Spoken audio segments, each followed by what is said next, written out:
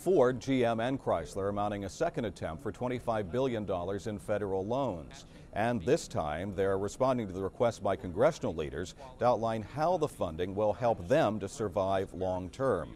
This follows a less than successful trip to Capitol Hill last month that will probably be remembered for the trips taken to Washington by the automakers' CEOs on private jets.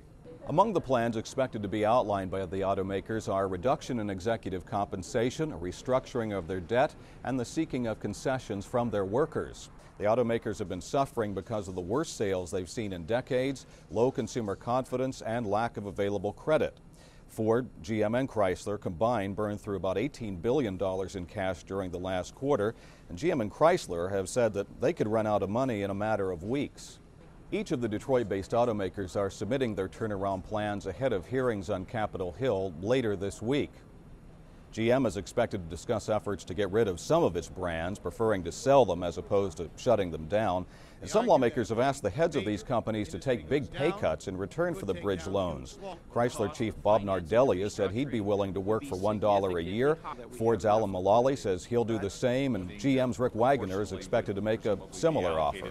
Among the big three, Ford is in the best shape financially. CEO Alan Mulally is saying the company will accept the federal funding only if the market continues to worsen. The situation is much more pressing for Chrysler and GM, said to be running close to the minimum amount required to run the companies. That means they could run into trouble paying their bills by the end of the year. Mark Hamrick, The Associated Press, Washington.